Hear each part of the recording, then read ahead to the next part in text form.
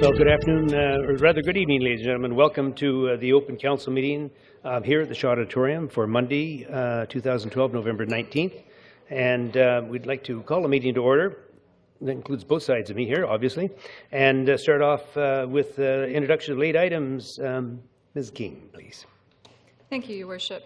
Mr. Doug Grant will be speaking in place of Melody Lagrata under item 8B regarding the entertainment endorsement for a food primary liquor license for Alice's Restaurant at 728 Nickel Street. And we'll move the delegation to speak before consideration of the staff recommendation. We're deleting item 8E. It's a report regarding property maintenance for 217 Victoria Road. We're deleting item 8G. It's a report regarding section 74 of the Community Charter for 5470 Godfrey Road. We are adding item 11C. It's bylaw 4500.030. Mayor Rattan has an announcement under the Mayor's report, and I believe Councillor Bestwick has an item as well. Councillor Bestwick? Yes, Your Worship. Thank you. I would like to bring forward a motion at the following of the presentations to permit a delegation to bring forward a petition in representation of the Protection Island residents. Okay, moved and seconded. Any discussion? All those in favor?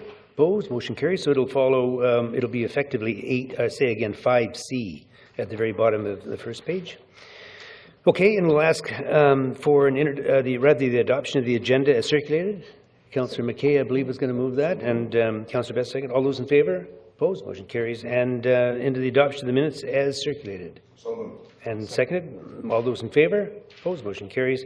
Move into the presentations, and we'll start in. The first presentation I have is to Katya. And I think Katya's over there. Just one sec, Katya, and I'll just quickly read some stuff, and then well, you can come down, stand down there. And but I'll lose my microphone if I don't. So anyway, Katya Pereira, am I close? Thank you. Sorry, is presented with her Duke of Edinburgh Bronze Award at the Nanaimo City Council meeting. The Duke of Edinburgh Award program was developed to encourage all youths age 14 to 25 to be active, to participate in new activities, and to reach for their best. Each level, bronze, silver, and gold, provides for training, achievement, and recognition in the basics of good citizenship. Katya is also a ranger in the Girl Guide of Canada organization, where many of the activities run parallel to the Duke of Edinburgh program. Participants in the Duke of Edinburgh program complete requirements in 4 sections: service, adventurous journey, skills, and physical recreation.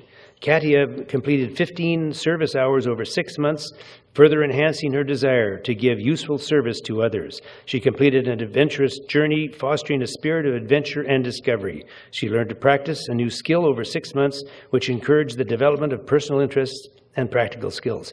Finally, she participated in 30 hours over 15 weeks of physical recreation. Katya eagerly takes on the new challenge and is a wonderful representative of the Duke of Edinburgh Award. And I have a certificate, a pin. So Katya, come on down. Sorry for... Yes, let's hear that.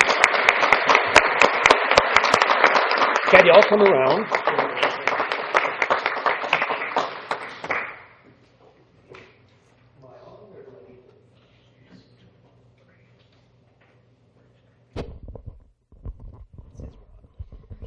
So, congratulations, Katya. Here is this bronze standard for the Duke of Edinburgh Award. Let's hold this thing up here and let the camera see. Do you have any taking pictures? You can come down here, Mom. You're going to have to hide it. Oops. Wait behind you. You got a shadow here.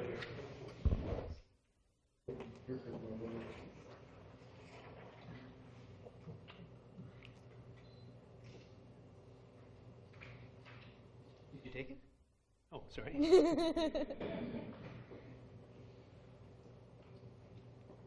Thank you. Okay, good. Oops, sorry. So, congratulations. Well done indeed. And here's your certificate. And you have this nice little pin. It's a pretty unique thing to have. Thank you. Congratulations. Well done indeed.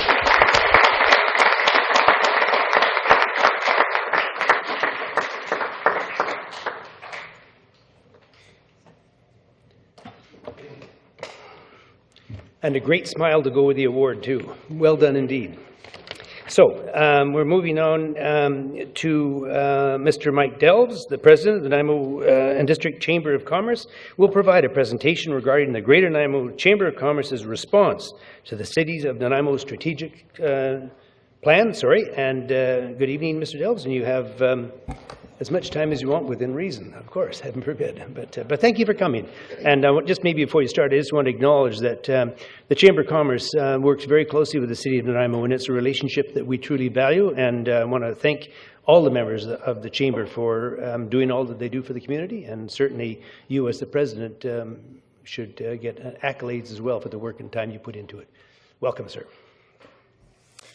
Thank you very much, Your Worship, Mayor Rattan, members of City Council and staff. We appreciate the invitation to be here today. It's, as you've said, it's a collaborative effort to provide leadership in the city. So our purpose here today is twofold. One is the invitation to provide some feedback on the strategic plan, but two is also to provide the update on what the Chamber of Commerce is up to. And of course, we have those opportunities as we go, but to do it as a whole with the council together, we feel is an important part of what we do. So we chose to be open and collaborative in these undertakings, and it's really about eliminating doing things in isolation. So elimination of the redundancy of effort, of course, is going to provide more efficient and effective leadership and keep us moving in the directions together. So again, thank you very much for your demonstration towards collaboration that we've experienced in this past year. The participation that we've had both in staff and in council in our moving forward, our Successful Cities initiative has been exemplary through our opening doors, which we always have a number of representatives from council, and through examples such as the zoning bylaw amendments, which we'll chat about later. Were excellent examples of this collaborative effort. So 2012 has been a pretty significant year of planning. A lot of us have reevaluated our goals, looked at where we're going to, yourselves through the city strategic plan. The Nanaimo Economic Development Corporation, I believe, has recently gone through their strategic plan. And of course, ourselves, we had two significant sessions right away with our new board. We had a session in June to redefine our mission, vision, and values. And October, we set our strategic direction and action plans to help achieve our objectives. So that's sort of how we've got to where we are. And our new mission, for those who don't know, we defined ourselves previously as the voice of business, but we felt that it was really important to define why we are the voice of business, why we act on behalf of businesses. And so our mission is to improve the quality of life in our community by providing opportunities for businesses to succeed. We're a representative organization of 750 businesses, but it's not just about business for the sake of business, for the sake of profit. It's for us to be able to support our families and to support the social infrastructure that provides for our community. And then we move forward to defining what it is to be successful. So with one step comes another step. And so what is it to improve the quality of life? What is it to be successful? And that's where we got into our Successful Cities agenda and help define that. So, and of course, we were leading the pack. We found a little bit with regards to the BC Chamber. Some of you may be aware of the BC Chamber of Commerce and the Business Council of British Columbia. They've launched an agenda called the BC Agenda for Shared Prosperity. And this is about the objective of improving the connection between business and social well-being. Sounded awfully familiar to our mission, so we won't say we thought of it first. But as you can see, it's a popular trend, and really it's about moving us all in the same direction, the objectives of improving our lives. We may have different views on how to get there, but at least we can settle on some common goals. So first of all, our Successful Cities initiative, again, which many of you have participated in, this was an extensive endeavor to find out what it is we are trying to achieve, what it is for success. It's based on 5 pillars of cultural, economic, environmental, social, and the built environment, so the things that we create ourselves. It contains 12 key elements and a number of action items to help move the plan forward. It's a committed, collaborative, concerted plan of action, and it requires participation from yourselves and the local government, from the citizens, from organizations in both the business sector and the public sector. So this isn't just for ourselves, it's for the community as a whole to identify what it is to be a successful city, what it is that we need to have to support the quality of life that we expect. So there was a number of workshops that we were involved in. It was a very open and public participation. Our workshops started again last month, so we had a workshop in October, I believe it was the 24th, and then our opening doors, which we collaborate with Vancouver Island University, again, a number of you were there, focused on a couple of the key factors, three of the key factors: the vibrant economy, the livability, and the culture of collaboration. So which again supports our purpose for being here, is that culture of collaboration.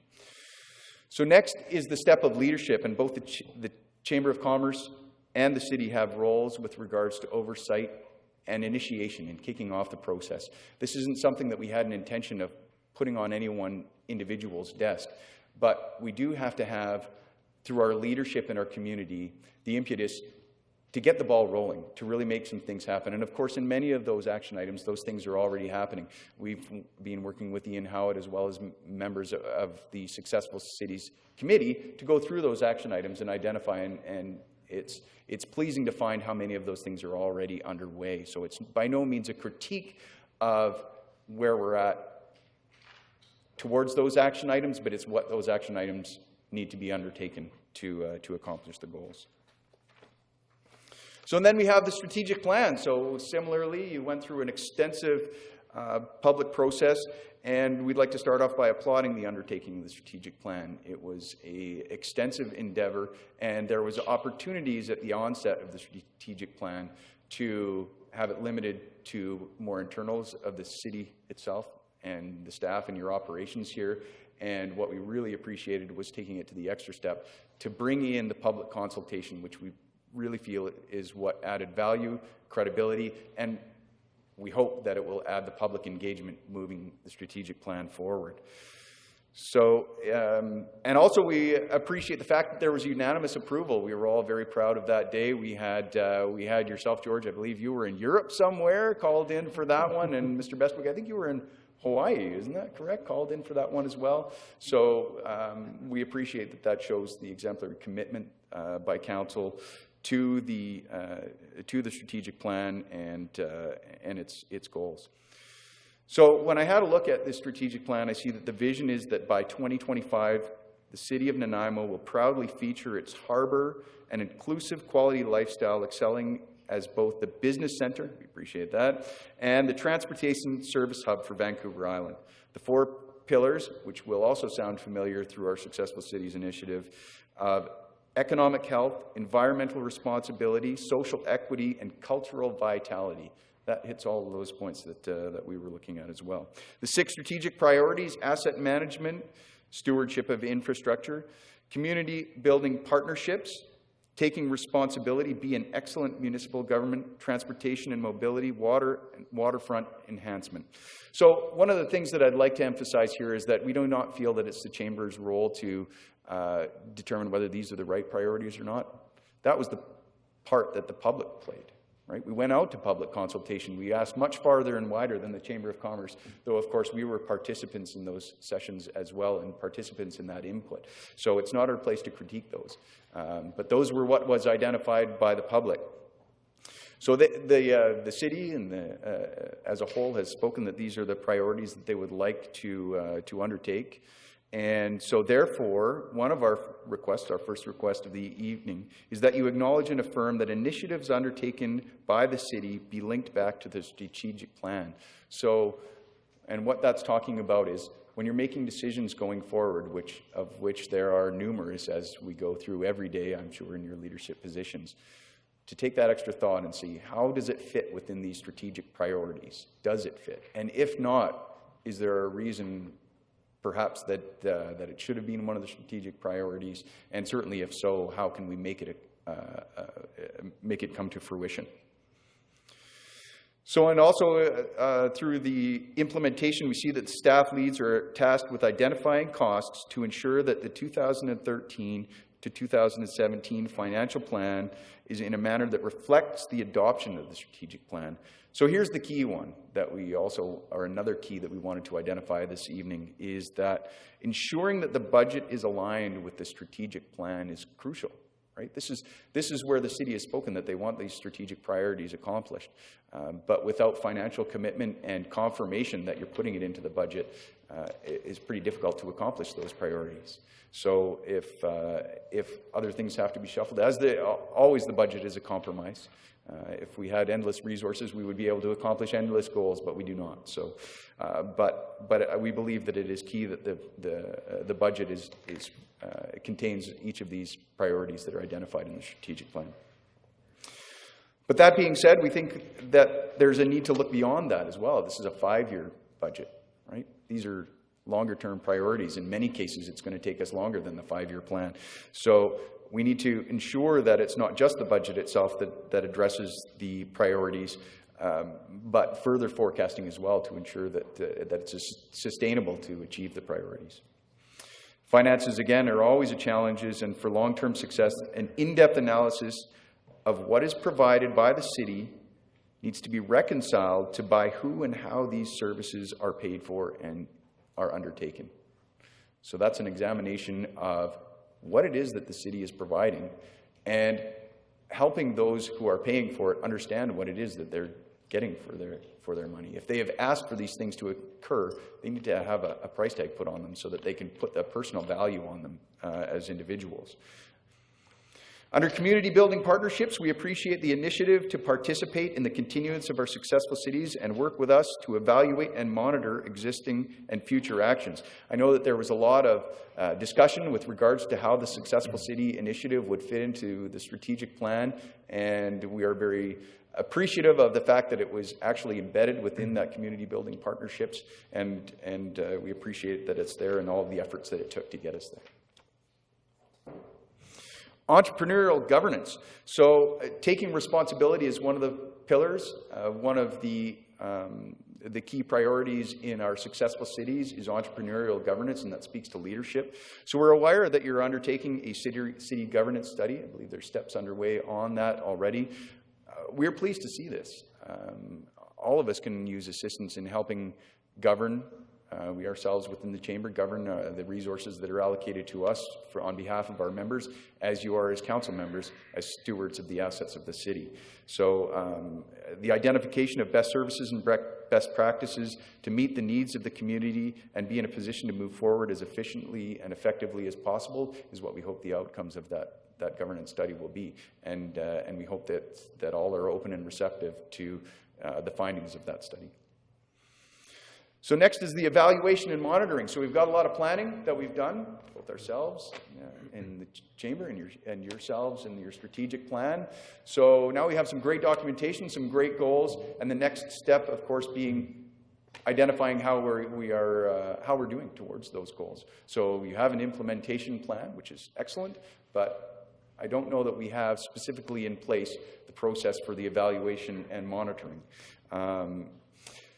One that we've identified that we understand is there's a balanced scorecard under development at the city, and we support this as well. It's essential to have a measuring stick, but we also believe that this needs to be concise and focused and allowing for external understanding. So if we're going to do a scorecard, of course, there's a great deal of complexity involved in running a city. We certainly appreciate and understand that. But there may be needs for metrics internally. Of course, there would be needs for metrics internally, but we believe there's a need for metrics externally so that the public can have an understanding of how we're doing towards these goals because they are the public's goals as well. So as far as continuing with evaluation and monitoring, and this is the sort of the step that brings it all together, we suggest that a body, including council and representatives from the community in the 4 pillars of economic, environmental, social, and cultural be formed to perform the evaluation and monitoring, which of course we would participate in at the Chamber level as well. Now, we are aware of a board that currently exists that may suit the purposes. and the board that I speak of is Progress Nanaimo. The function fits with the existing terms of reference. Actually, in going through this exercise, I had a look at the terms of reference, and the membership of that group contains all of those 4 pillars. That's what the mandate is that the membership be representatives from all of those across and measure how we're doing, how Nanaimo is doing towards its goals. It has an economic focus, which we think that could be expanded upon. And of course, there is some activities that Progress Nanaimo does relating to the Economic Development Corporation, which doesn't provide an exact fit with regards to just the evaluation and monitoring. But of course, if it's not Progress Nanaimo, a very similar board would be recommended, and of course we would be interested in participating on that. So we request that this body be an active participant in the evaluation and monitoring of both the city strategic plan and successful cities. So as far as the implementation plan, again, I spoke to that briefly. It indicates the intention to provide a quarterly update. We look very forward to the progress update. I guess we're probably coming close to that quarter. So we look forward to the outcomes of that. We're also aware that the progress as it is undertaken is updated on the city website, and we appreciate that communication because it allows for engagement. It allows for people to see that the initiatives are continuing to move forward. And we offer, as the Chamber, our participation in providing feedback on that progress as well, because we are making progress and identifying progress in the community for very similar factors, as you can see from our discussions with regards to the congruences between the strategic plan and successful cities. So we very much appreciate your leadership and continued efforts to work in collaboration. One of the examples that we certainly, again, wanted to comment on was the success that we felt through working with Andrew and Bruce Anderson on the zoning bylaw amendments. We think this is a perfect example of how we can come together, we can address the public, we can bring people together to provide positive change so that things don't have to be undertaken and you feel the burden to take those things on all of yourselves. You know, as I've said, governing our community, it's a big job, so we should be sharing the responsibility and empowering those that we are working with. So thank you very much for your time. I'm happy to field any questions, queries, or quid pro quos. We do have some for you, and but thanks very much, Mr. Dells, because you know, an excellent presentation, and I think that the Chamber and the city have a lot in common, and I think it's a great opportunity for you to come and explain your position on it and see how well it meshes with what we have. And I look forward to continue to work together on these issues. The first question is from Councillor Patchy. Councillor Patchy. Thank you, Worship. Evening, Mr. Delves. Thank you very much. A couple of observations and then a question. Thank you for referring to the Progress Board, which has not been really as active as I would like to have seen it at this point, but it's coming. And your support of that board is very much appreciated. I do want to tell you that when you mentioned the linking back to what we agreed to in the strategic plan, we are doing that already to a large extent. Very few items come to us on agendas that don't have a reference to the strategic plan one way or the other. So we've started that. Of course. Taking responsibility, I think we are well on the way to beginning that, important as it is. Now, I want you to know that in the 2013 year budget will constitute the very first time that residential, commercial, and industrial rates are pegged the same. All three of them, 3.6 at this point. It hasn't escaped me that if we are going to implement not even all, but even some of them in the strategic plan, that will bring some changes to that, in my opinion. So the question to you and to the Chamber is, in root form, which one would you want us to mess with? That's a very good question. Thank you very much for that, Councillor Padgey. I would probably suggest some clarification on the property tax rates, though. The property tax rate increases are exactly equal, but the property tax rates per thousand are not. So we, as with most other municipalities, are in a situation where property tax rates for businesses per $1,000 of assessed value are 3 to 4 to 5 times higher than those of residences. When we ask whether businesses are utilizing 3 to 4 to 5 times more of the city resources, well, I guess it depends on the business. So as an advocate for business issues, I would be remiss if I advocated for higher property taxes in comparison to residential property taxes. And certainly I think that balance needs to be found. But I also believe that courage needs to be held in that budgeting process. We have in the past years not had property tax rate increases where it was necessary to provide for the support of our infrastructure. To keep up with inflation is about all we've accomplished in many years. I'm a regular reader of the budget as it comes out, and have noted that the forecast out a few years from now tends to have those increases on there, and we often succumb to the current pressures of keeping property tax rates as low as possible. But I think it comes down to the justification and the explanation to those who are property tax payers what it is that they're buying for their dollar, and ensuring that they feel value for those. Thank you. Quick follow-up, yes, Your Worship. Just for my own satisfaction, are you and is the Chamber satisfied with the amount of influence that came from successful cities that was folded into our strategic plan? That's a very good question. Of course, there was a great deal of discussion to get us towards the evaluation and monitoring. The one word that seemed to get into a lot of people's way was implementation. So we are indeed appreciative and satisfied with the inclusion that we had, although implementation, we understand the unwillingness to lay a commitment down. We don't wish to put successful cities onto the city as a corporation to accomplish. We think, again, it needs to be a community initiative. So we feel that the implementation will have to be a collaborative effort by a number of organizations to get there. So yes, we are satisfied with that. Thank you for that. Councillor McKay. Thank you, Your Worship.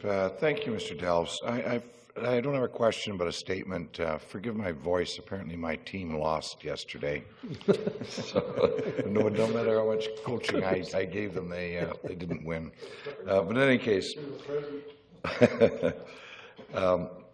I want to thank you and your predecessors, Chairs Andrea Rosella Taylor and Chair Wells, for their insight into creating this document and this initiative, and the fact that you very so eloquently define what a successful city is, that it's a vast array of socio-economic initiatives and principles, that it's more than just a well-managed corporation and includes a long-range vision. And I very much look forward to working with you and the Chamber and the NEDC and our other strategic partners on creating a more successful city. Thank you. Excellent. Thank you. Great. I see no further questions. I just want to add my thank you as well. I think it was a great presentation, and it reinforces the close relationship we have with the Chamber, and we wish you continued success within the Chamber as you work through some of your plans and ideas, and assure you that the city is here to work with you as best we can on every occasion. Thank you very much. Thank you. Now, the next item is 5C, and there's a petition, I believe, that will be provided to us. Ernie, did you have a petition that... Bill, did you want to say anything? You're on. Introduce a delegation to bring forward a petition from her Thank residents. you, Honourable Mayor and Councillors of Nanaimo, for allowing me this time to present this petition of 1,182 names. Michelle Corfield also already gave you 1,000 names, so that's 2,000 altogether so far, which is nothing compared to the populace of this area. However, I would like to place it on the hearts of the council, being leaders of this beautiful city, to do whatever you can not to allow this to happen, because this is a very serious thing, and it will be beautiful Nanaimo Harbor City, and it will no longer have a harbor. Okay. Great. Thank you very much. Appreciate it. The next item is the Mayor's report, and I have just one thing I wanted to mention and hold up, that later this afternoon, I had the pleasure of a visit from the Honourable Naomi Yamamoto, the Minister of State for Small Business, and she brought me a certificate signed by herself. Province of British Columbia's certificate of congratulations presented to Nanaimo, British Columbia, on behalf of the Minister of State for Small Business. It's our great pleasure to recognize your community's commitment to small business in British Columbia and for being recognized as one of British Columbia's most small business-friendly communities.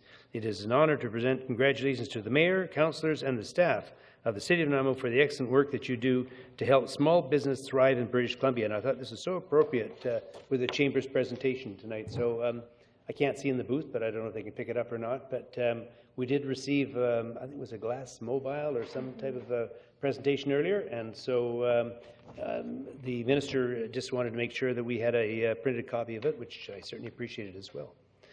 Okay, we're moving into item 8, Community Safety and Development and Development Permit DP 000806 at 190 Nickel Street. Staff recommendation that Council issue Development Permit number DP 000806 at 190 Nickel Street with the following variances: a parking variance of 5 parking spaces and a loading space variance, subject to the Minister of Transportation and Infrastructure MOTI approval of a revised access permit. Move. Second. Discussion. Councillor Patchy. This question to staff, if I may. Could staff explain the awaited approval from transportation as far as a revised access is concerned? Yes, Your Worship. The what it is to would the ministry be accepting of the additional dwelling units in relation to the actual access remains unchanged, and we've received that from the ministry. Okay, thank you.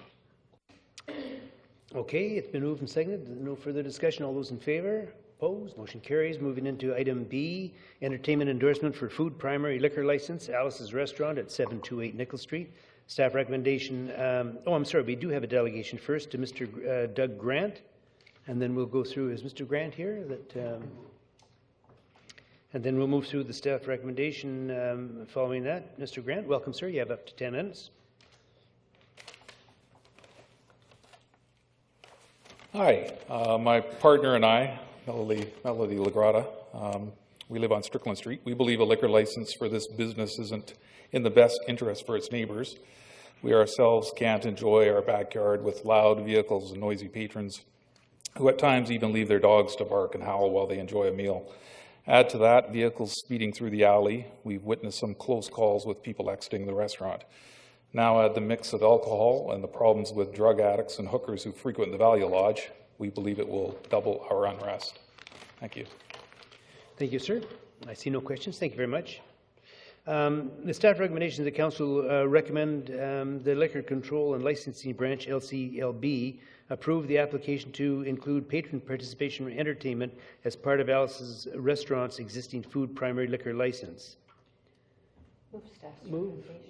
Second. Moved and second. Discussion. Councillor Bestwick. Thank you, Worship. Just a question to staff for clarification on this business. It currently has a food primary license. It's requesting for an application, if you will, to have entertainment. Is that correct?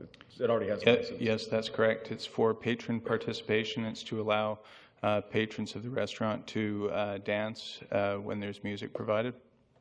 Thank you. Just to follow up, Your Worship, is this similar to the application that we had before us from a northern city applicant, Simon Holt, to have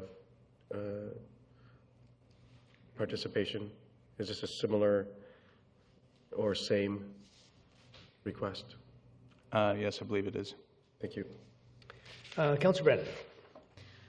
Just following up on that, can you refresh my memory? Did we approve the variance to allow dancing at Simon Holt? Yes, I believe there was an application for patron participation. I would have to check if it was a permanent change or if whether it was a special event for certain periods. That's the only, I would need to confirm that with staff. Okay, thank you. I have some other questions, if you will indulge me. Is this business subject to a good neighbor agreement, and would the entertainment bring it within that mandate to have a good neighbor agreement? This is licensed as a food primary, as a restaurant, Yeah. and we don't typically enter into good neighbor agreements with restaurants.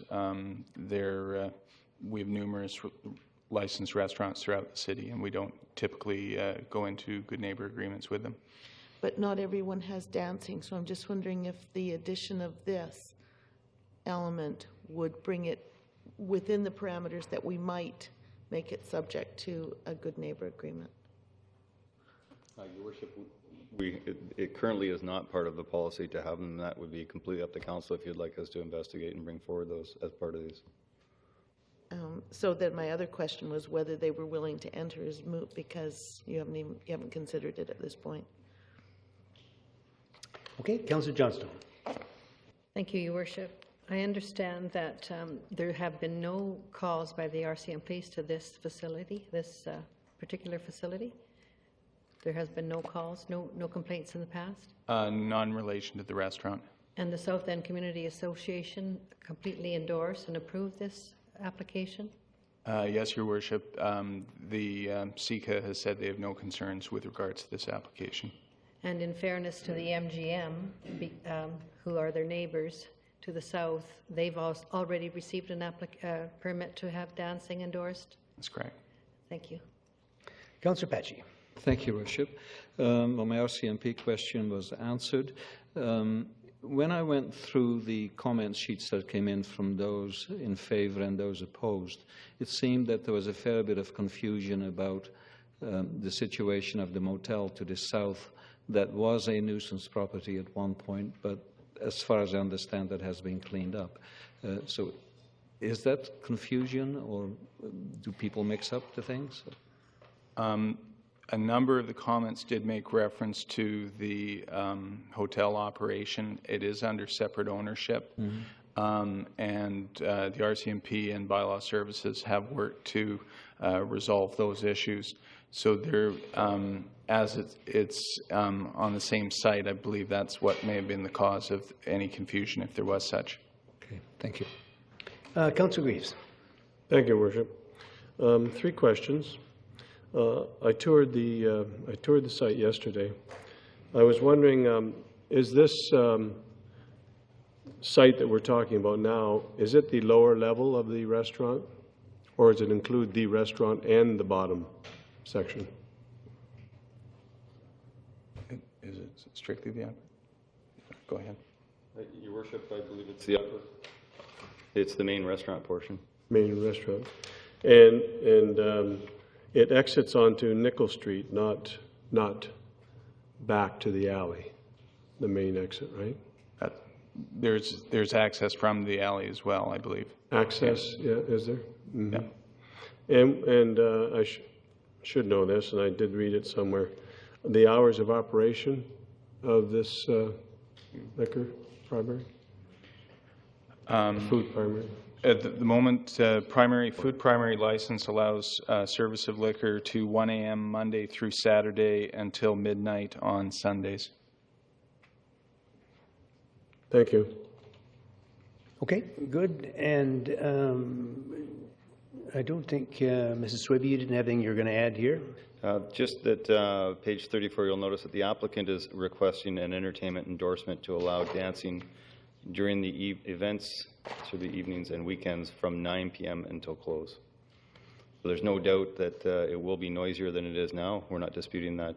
But we don't believe that it is uncharacteristic for an operation that's in its current location. Your Worship, we have done a review of the minutes and can comment on Simon Holt. Your Worship, further to Councillor Brennan's question about Simon Holt's application for license, Council adopted a Resolution 32612 on May 14th of this year that Council endorsed the application to permit patron participation entertainment for an existing food primary license held by Simon Holt, located at 6582 Apple Cross Road, and that motion carried. Thank you. Councillor Brennan. Thank you, Your Worship.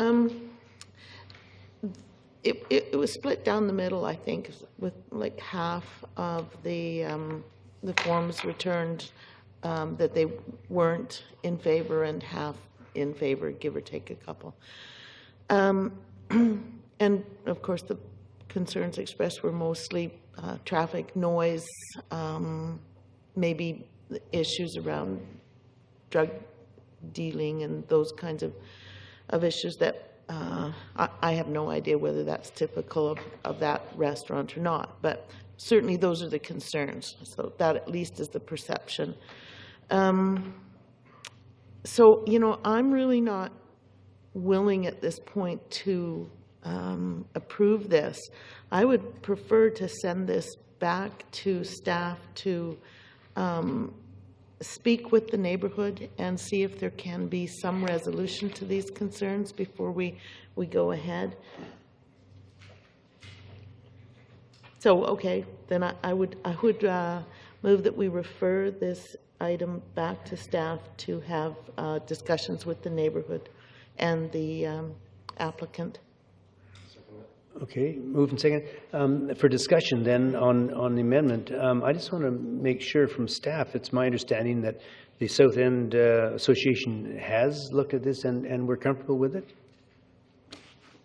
Your Worship, I'm presuming that Councillor Brennan is referring to the immediate neighbours and the ones that spoke tonight, more so than just the association. Okay. I am. I think the association, when I think of the association, I think on more or less on the other side of Haliburton is their sort of primary area, or not Haliburton, I'm sorry, the highway or Nickel Street. So I'd really like that neighborhood to be canvassed. I'd really like to find out what they think, what are their issues, and whether the applicant is willing to work towards remedies for them. Okay, so we're dealing simply now with a motion to return to staff for some further investigation. Point clear for council before you make a motion is that just a reminder that this is not a decision of council. The decision lies with the province. Yeah, you can have no comment, recommend it, but the actual decision is another body. I understand that. I'm not a big fan of the no comment. I think that that we have a responsibility to comment. So okay, that's my motion, is to refer it back. Motions to it to. Refer. The refer, is that it? No further? Okay. So the referral motion will take, unless anyone on my list, which is rather extensive, wishes to speak to the referral. Mm-hmm. Okay. So then on the referral, Councillor Bestwick. Thank you, Worship. Just for my clarifications, refer back to staff for more information as it relates to the concerns expressed by the neighborhood in the immediate vicinity. It's directed to Councillor Brennan. And to determine whether the applicant is willing to work towards some remedies for them. If I can, do we have perimeters or parameters, maybe is a better word for it? How far are we going to be looking at a 1 block radius or? Yeah. Maybe I can help. With this application and what's before you now, we've already notified the immediate neighbors within 100 meters. So I presume we would notify the same neighbors and request a meeting with those people. Okay. Councillor Greaves, is it on the motion to resume? It's on the referral. Yes. Referral, rather? Yes, knowing the past in this particular area and the issues that have occurred in the past, I'm not too happy with this immediate turnaround into bringing this alcohol situation into the area so quickly. I'm not particularly happy with the quick turnaround, and I know they've done a lot of cleaning up in the area, and that's satisfactory. But I would like to see it referred as well. Whether we're going to receive the same comments back or not, I don't know, but I think it's worth a second look. So I would certainly agree with Councillor Brennan's motion. Okay, Councillor Johnstone. Thank you, Your Worship. There were 16 in favor of the motion or the proposal and 14 opposed, and apparently 7 from the same household were in opposition. The RCM police have said that they're going to be monitoring the operation very closely, and if they find there's noise issues, they'll be bringing the business into compliance. So I'm quite happy with the motion as it stands this evening. So I won't be asking the staff to go and Supporting the referral? Okay. and do the deferral. Okay, thank you. Councillor Patchy. Thank you, Worship. I'll be speaking against the motion for 3 simple reasons. The RCMP concurs with the application. SECA, the South End Community Association, which is about the most active one we have in town, I am convinced has a good handle on this, and if they were not in concurrence, they certainly would not have been hesitant to tell us so.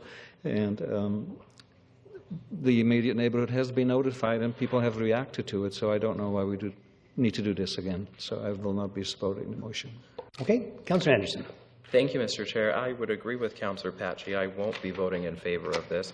It clearly says in the 3rd paragraph under the background that the liquor control strategy recommends that council support restaurants that wish to include patron participation, but only in cases where the restaurant provides in writing an outline of the types of entertainment proposed. Staff have already gone out and they've talked to the residents, and 16 people said that they were in favor and 14 people said that they were opposed.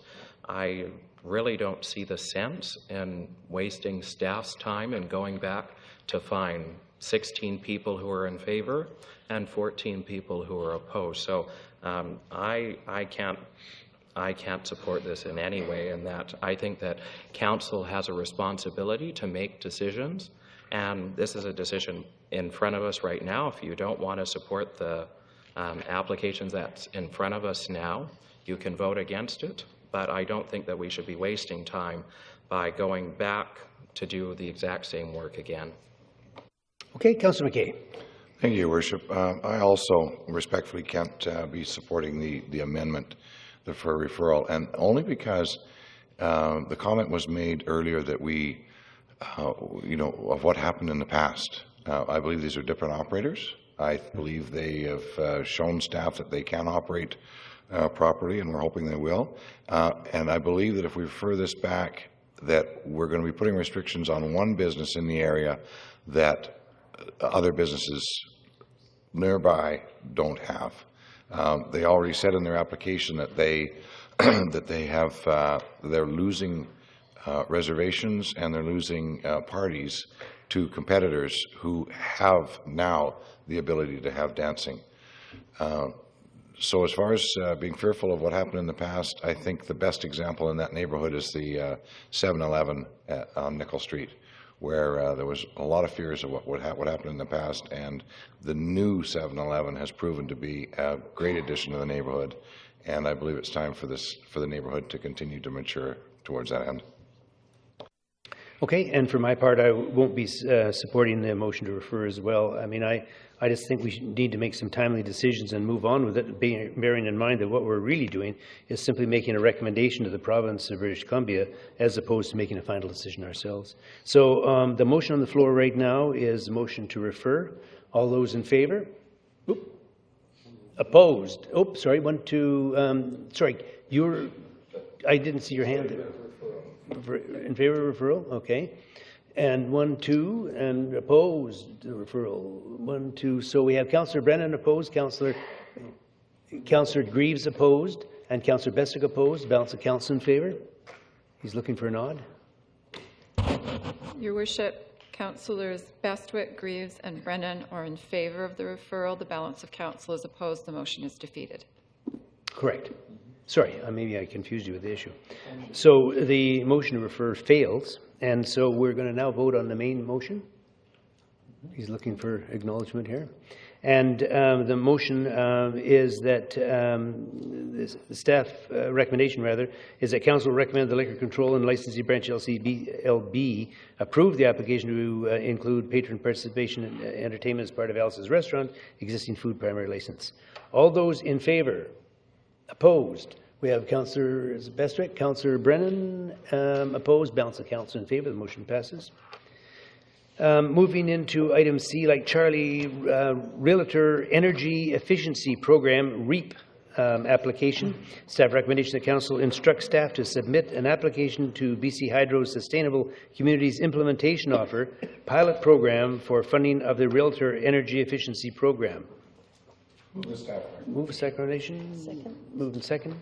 Discussion, Councillor Patchy. I think this would be an opportune time, Your Worship, for staff maybe to elaborate a little bit more as to what is involved here, if they are so inclined. Mr. Tucker? Yes, Your Worship. The application before Council is as a result of a private sector initiative to respond to a call for proposals from BC Hydro. One of the realtors in town applied to BC Hydro under their PowerSmart implementation offer and came up with the idea that there would be an opportunity for realtors to market homes making note of what their energy efficiency is, and that a home that would be more energy efficient would be more desirable to a purchaser than one that is less energy efficient. So they put together a proposal to BC Hydro.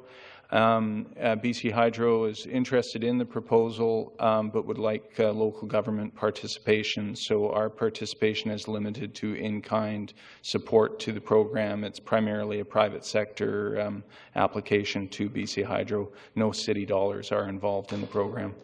Thank you. Thank you very much. Okay, and it's my understanding as well that we only had one realtor applicant at this point? That's correct, Your Worship. Okay. So it's been moved and seconded. Further discussion, Councillor Johnstone. Thank you, Your Worship. This is an example of, we were speaking earlier about the Chamber wanting us to have issues that comply with our action plan, and this definitely is an environmental sustainability action item, so I think it's a good plan to endorse. Good suggestion. Okay, moved and seconded. All those in favour? Opposed? Motion carries.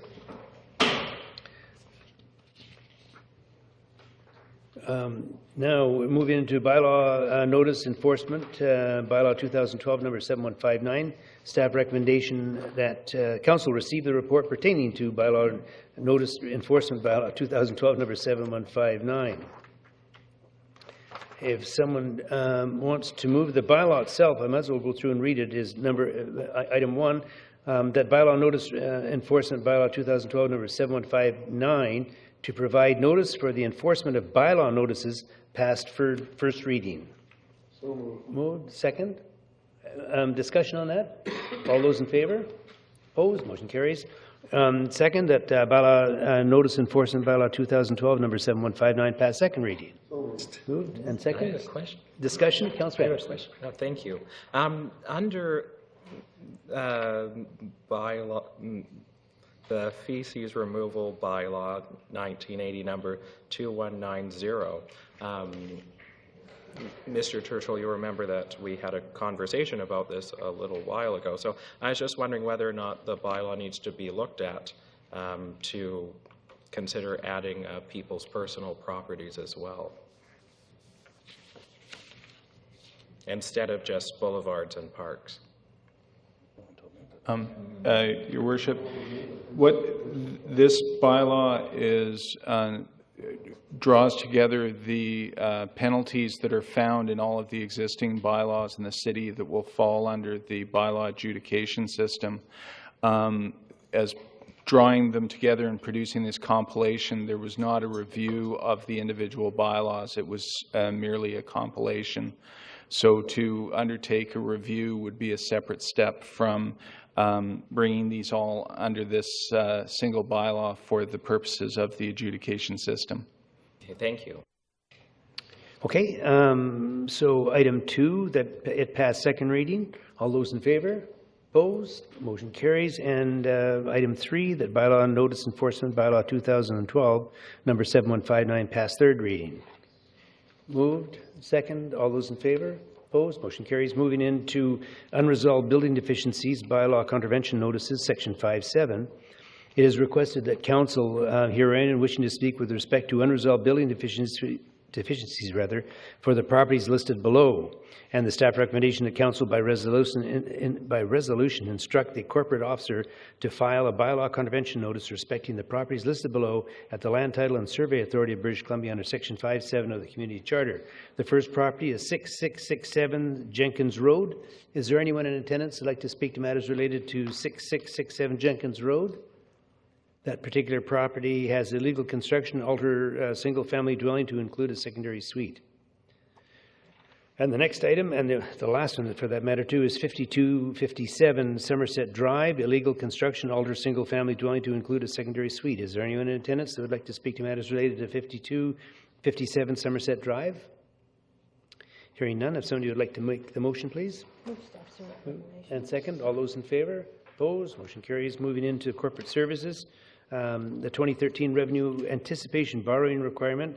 Staff's recommendation that council receive the report pertaining to revenue anticipation borrowing bylaw 2012 number 7160.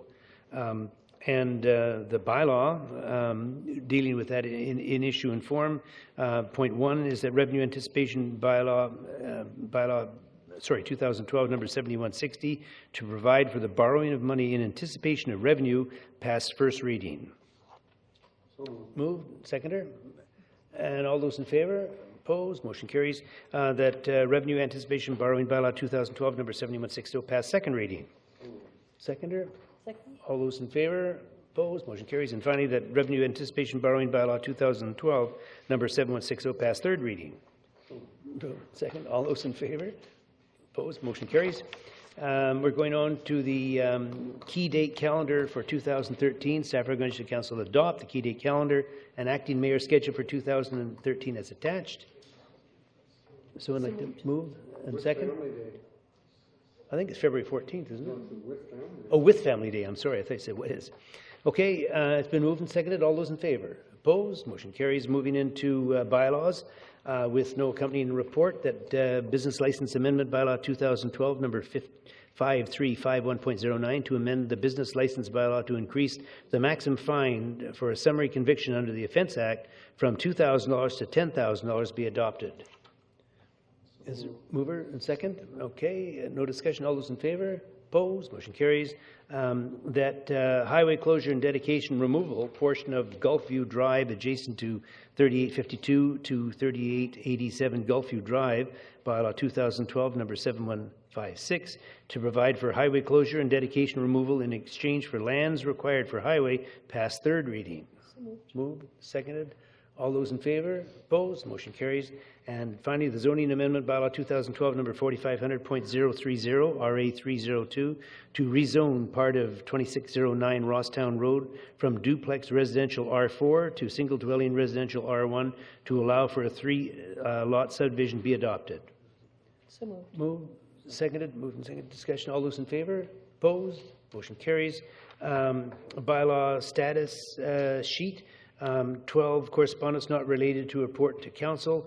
12A, letter dated 2012, October 19, from Ms. Kim S. Carter, Ombudsperson, advising of the Ombudsperson recent report and opening meetings, best practices guide for local governments, and extending an offer to speak to council about the guide and the Ombudsperson's office role in promoting and fostering fairness in public administration. Yeah, I can on that, but I think... Oh, you're going to make the motion? You're going to make the motion. Okay. I was going to make a motion that council invite an individual from the Office of the Ombudsperson to speak to council about the best practices guide for local governments and about the office's role in promoting and fostering fairness in public administration. Okay. Moved and seconded. Discussion. Did you have any further discussion, Councillor Anderson? Nope. Okay. All those in favor? Opposed? Motion carries. Council appointments. Council has appointed Commissioner Ian Thorpe to the Grants Advisory Committee to replace Commissioner Bedouin Loeb as the Parks, Recreation, Culture Commission representative on the committee for a term ending 2015 March 31. Moved and second.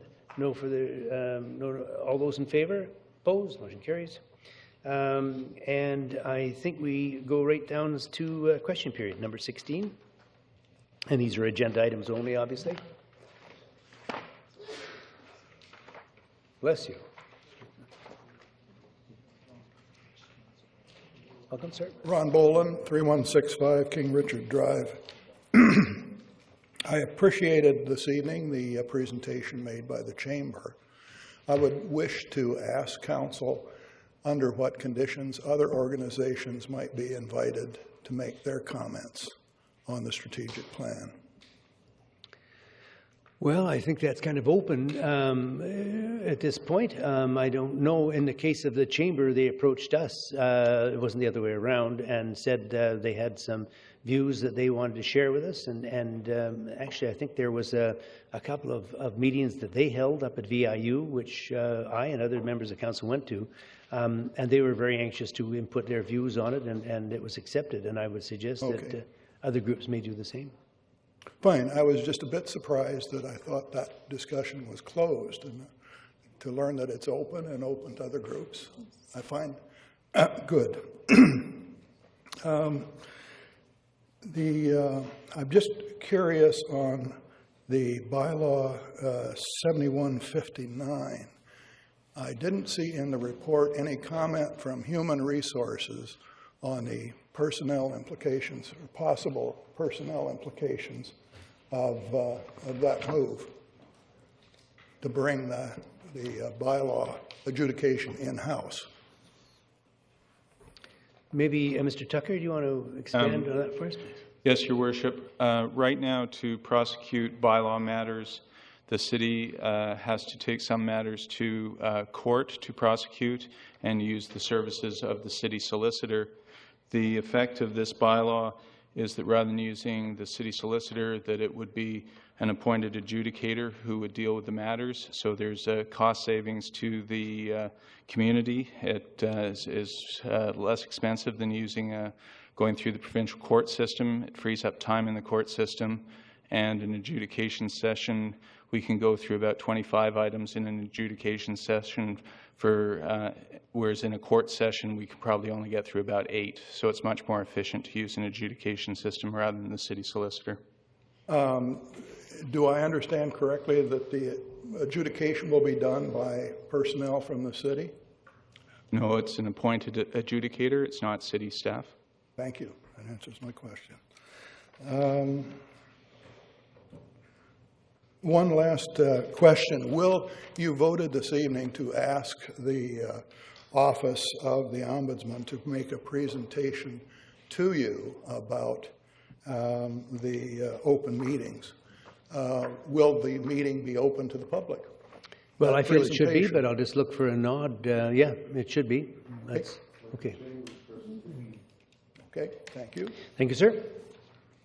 Okay. Move adjournment. Move and second. Okay, we stand adjourned. Thank you very much.